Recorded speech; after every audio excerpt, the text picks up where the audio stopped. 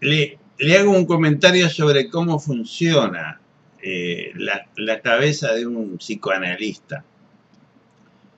Usted vio que en muchos lados las boleterías, los lugares donde se expenden los tickets de entrada para un espectáculo musical, deportivo, es una ventanita chiquita,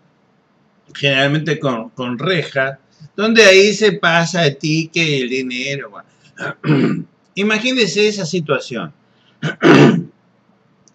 Y que ahora nos pasamos a que en realidad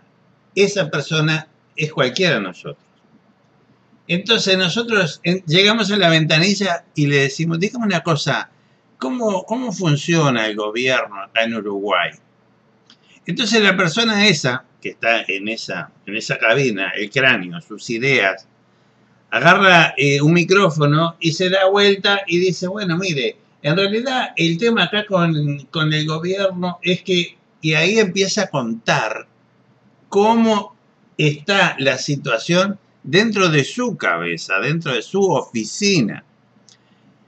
Entonces el psicoanalista escucha eso y empieza a sacar conclusiones de qué es lo que le está diciendo este boletero que apenas estamos viendo nosotros porque solamente le vemos la cara, pero él está hablando de un mundo enorme, que es lo que tiene dentro de la cabeza, el conjunto de ideas, de conjeturas.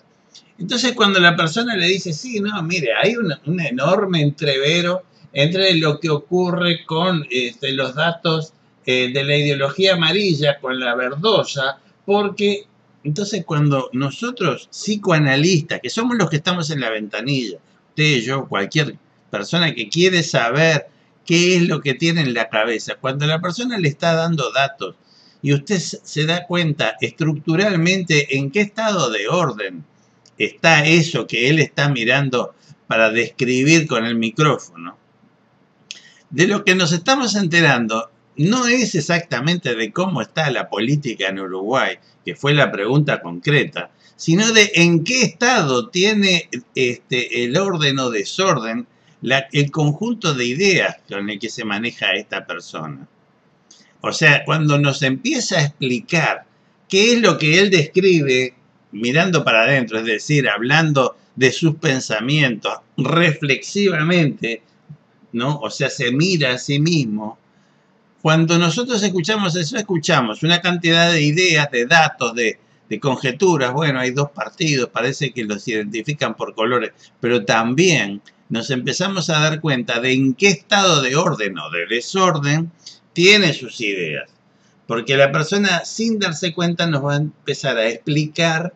una cantidad de cosas que no tienen que ver con los datos objetivos que está mirando, sino como él los tiene ordenados en la cabeza. Y como nosotros siempre vemos de adentro para afuera, es decir, nosotros vemos la realidad, pero